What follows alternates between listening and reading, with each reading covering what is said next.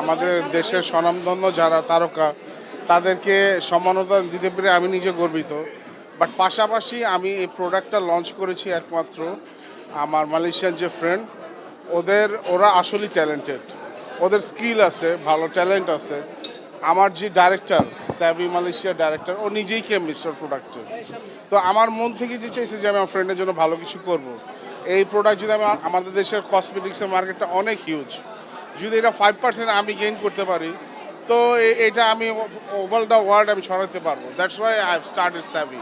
আমি কারো নাম মেনশন করতে চাই না, বাট যারা অন্যান্য ব্র্যান্ড কাজ করতেছে বাংলাদেশে, কেউ বলতে পারবে না যে সম্পূর্ণ 100% হালাল অ্যান্ড ন্যাচারাল ম্যাটেরিয়াল দিয়ে প্রোডাক্ট তৈরি করে।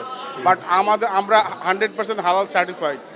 মালয়েশিয়া থেকে আমাদের হালাল সার্টিফিকেশন করা আছে, প্লাস আমাদের যে র ম্যাটেরিয়ালগুলো সব ন্যাচারাল।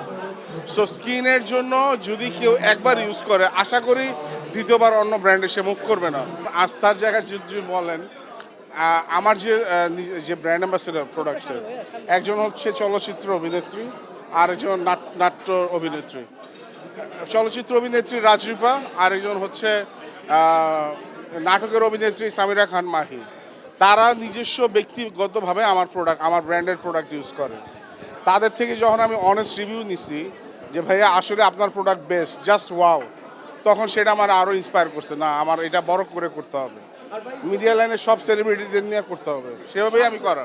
আমি 100% satisfied and thanks to god. না, বাংলাদেশের ব্যাপারে জানি না, বাট স্যাভি লঞ্চ হচ্ছে মার্চে ইনশাল্লাহ দুবাইতে। আমি এটা দুবাইতে লঞ্চ করব। আর আমার ম্যানুফ্যাকচারিং ফ্যাসিলিটিস হবে বাংলাদেশ থেকে আমি এক্সপোর্ট করবো দুবাই। আর দুবাই থেকে ইনশাল্লাহ অল ওভার দ্য ওয়ার্ল্ড আমার স্যাভি চড়াবে। এটাই আমার ভিশন। অ্যাকচুয়ালি স্যাভি বাংলাদেশ, এটা বাংলাদেশে মালয়েশিয়ান একটা প্রোডাক্ট। বাংলাদেশে সেটা লঞ্চ হলো, আজকে অলরেডি হয়ে গেল। সো আমি যুক্ত হয়েছি স্যাভিতে চিফ অ্যাডভাইজার হিসেবে। আমার কাছে মাস্ক আছে এবং সিরাম আছে, আমাদের বেশ অনেকগুলো প্রোডাক্ট আছে যেগুলো আমি নিজে ইউজ করেছি, আমি নিজের ফেসে অ্যাপ্লাই করেছি। দেন আমি যখন অ্যাপ্লাই করলাম দেখলাম যে প্রোডাক্টটা অনেক ভালো। আমি এই প্রোডাক্টের সাথে থাকতে পারলে ভালো, আমার জন্য ভালো হবে, বিকজ এই প্রোডাক্টটা হচ্ছে আমাদের 100% হালাল এবং ন্যাচারাল।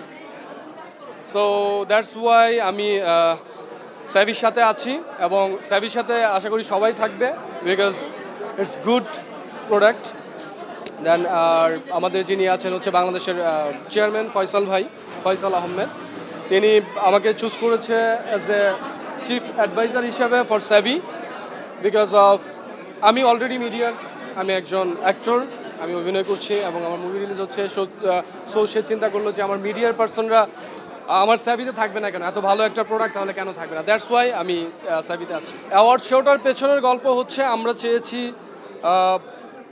বাংলাদেশের যারা সেলিব্রিটিরা আছে এবং সেলিব্রিটি বাদে যারা আছে, যারা কন্টেন্ট ক্রিয়েটর, যারা মোটামুটি ফেমাস, প্লাস হচ্ছে যাদের একটা ফেম আছে, ফেম বাদে সবার কাছে স্যাভিটা পৌঁছায়। দ্যাটস ওয়াই আমরা সবাই একত্র হতে পারি, সেটাও একটা পরিকল্পনা ছিল যে অনেক দিন যাবৎ মিডিয়া সবাই একসাথে হই না। সো স্যাভির উসিলায় যদি সবাই একসাথে হতে পারি, দ্যাটস ওয়াই অ্যাওয়ার্ড প্রোগ্রামটা আমরা অ্যারেঞ্জ করেছি। এলো খবরের কাগজ, নিখাদ, নির্ভীক, নিরপেক্ষ।